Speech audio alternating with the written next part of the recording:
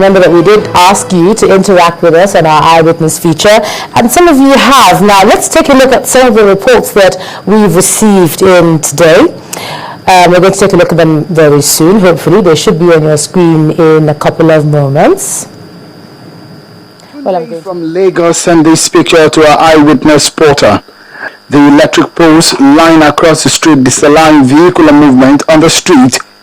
As the sender described it, it's Oluwaleyinu Street off Allen Avenue around Ikeja area of Lagos. According to the sender, the people in the area wrote to the electric company, and for about 4 months there were no response, even after several reminders. When Channels Television visited the area a few days after we aired this picture, the poles had been removed. Thank you to Lord for bringing this to the fold and helping restore sanity to Oluwaleyinu Street.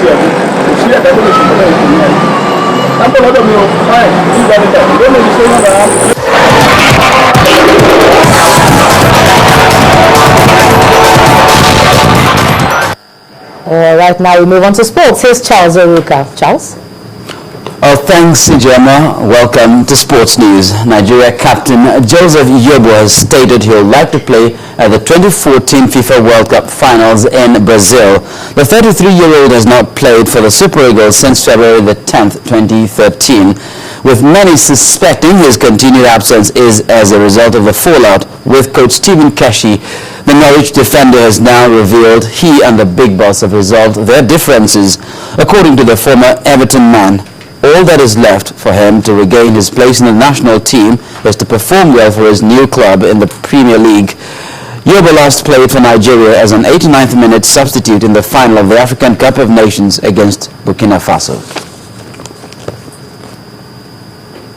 In club soccer, Manchester City midfielder Yaya Toure will not face disciplinary action over an incident with Norwich City's Ricky van Wolfswinkel in Saturday's 0-0 draw.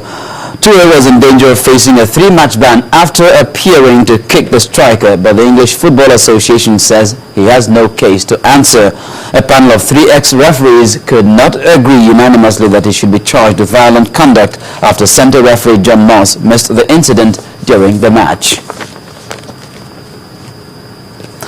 And in Nigerian Premier League, the commencement of the new Grow Premier League season is now in doubt with the news that club captains plan to stage a boycott over unpaid wages and salaries based on the 2010 NFF arbitration award.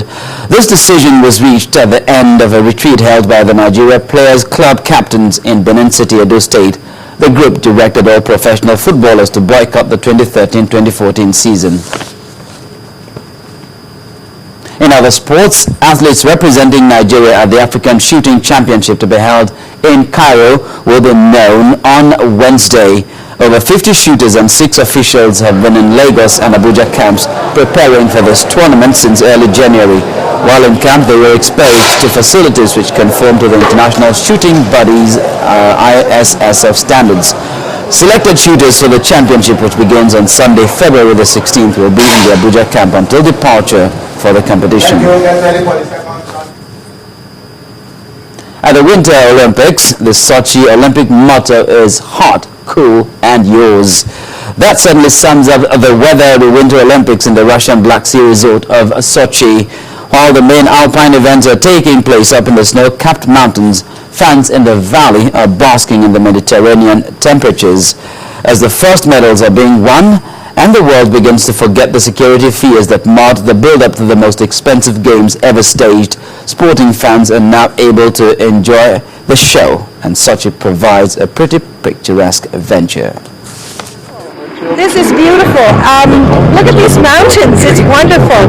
It's our first time ever in Russia. It's just wonderful. We've had a great time so far. We're here for 2 whole weeks. We have lots more to see. This is my first day. I've only been here for a couple hours. So this is day 1. Yeah, not yet. The hockey game's at 7 o'clock tonight.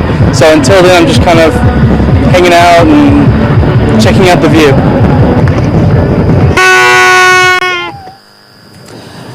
Meanwhile, International Olympic Committee President Thomas Bach says foreign leaders who snubbed the Sochi 2014 Winter Olympics should see the games firsthand before judging Russia.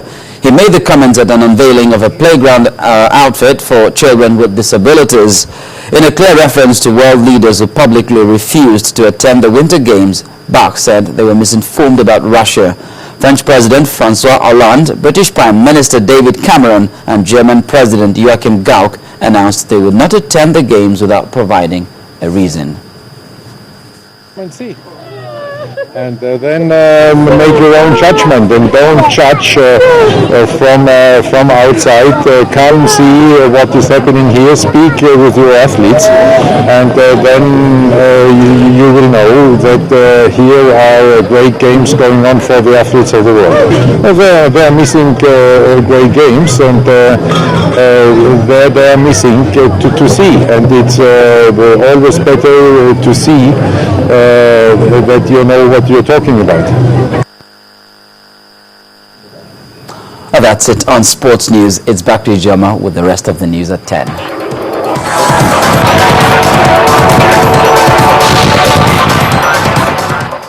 Unveiling the new look of Guinness. Discover a colorful world of more. Well, we shift focus from sports to update you on the situation in Syria, where the fight to restore peace is still on.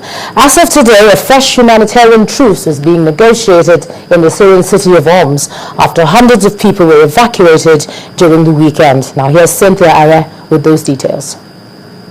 Indeed, there is still hope for Syria, even though the 3-day ceasefire that allowed for people to escape ended on Sunday. Meanwhile, government and opposition negotiators have resumed peace talks in Geneva, and analysts say that little progress is expected.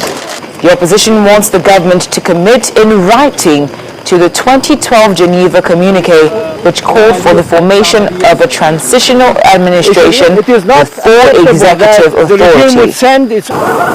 Then, water might not have any enemies, but too much at one time probably would. Thousands of homes along the River Thames are threatened with flooding as floodwaters continue to rise. 14 severe flood warnings are in place in Berkshire and Surrey, while 2 remain in Somerset. More than 300 less serious warnings and alerts have been issued, mostly in southern England and the Midlands.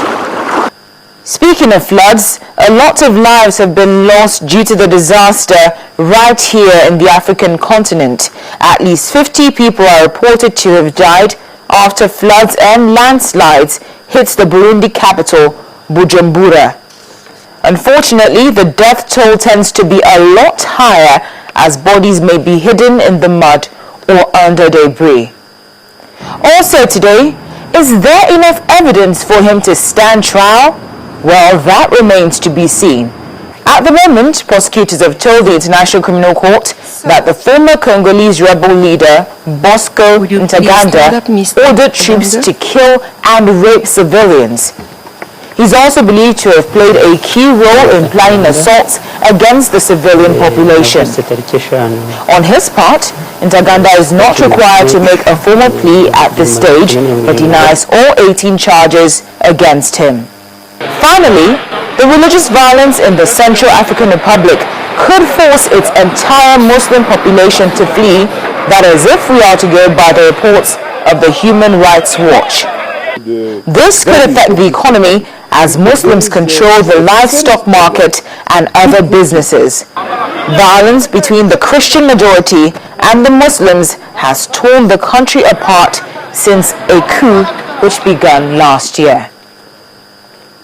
And those are the top stories on the foreign scene.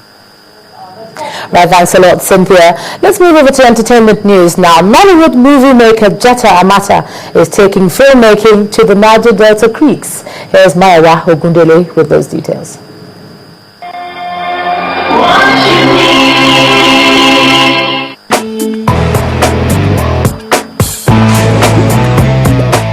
On entertainment news, America-based Nollywood movie maker Jetta Amata from the Amata dynasty is set to nurture a new crop of filmmakers from scratch with the help of the American government. This is us trying to do this. The project, which is called Dawn in the Creeks, a Niger Delta dynasty, will train 21 successful applicants in all the rudiments of filmmaking. When I used to make Nollywood films, I'd write my script, I'd shoot it, I'd direct it, I'd produce it, and I'd edit it. That was how I could cut down my cost, and that's how I could make profit. So it's the same thing I want to give to them. Still on Nollywood, Oakfield's big budget film, The Brother's Keeper, has made its anticipated debut on the big screens as the cast and crew members stepped out for its premiere over the weekend. The flick, starring Amoni Oboli, Majid Mikel, Beverly Naya, Barbara Soki, and Moyo Lawal, is suspense-filled and centers on deceit, betrayal, passion, and crime. And from there we move on to music, where upcoming artist Lace has expressed his desire to use his art to make Nigeria proud, despite the hardships he has faced in recent years. Music for now, then after this album, maybe. The artist recently revealed that a fallout with his former manager led him to prison. However, he is grateful to God for taking control as he is currently working on producing his album, after which he intends to go back to school. A two-man dance group, Robots for Christ, has emerged winner at the second season of the talent hunt show Nigeria's Got Talent, making it the winner of the 10 million naira prize money organizers of the show put up for grabs.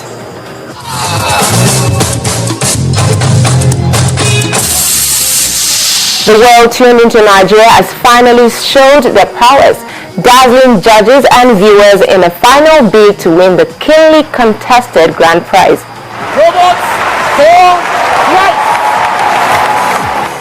And we wrap up with news from the Hollywood box office, where the Lego movie, an animated film based on the colorful plastic children's box, snapped up $69.1 million in ticket sales to top the weekend box office charts, easily beating the George Clooney World War II film, The Monuments Men. We got company.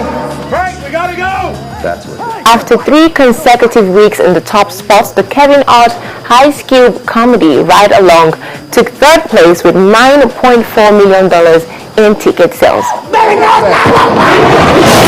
Well, that's all on entertainment news tonight.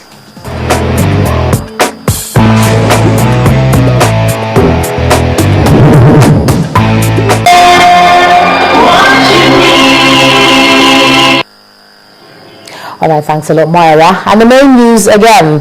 The Chief of Staff to the President, Mike Ogiadome, has resigned his appointment in a controversial circumstance.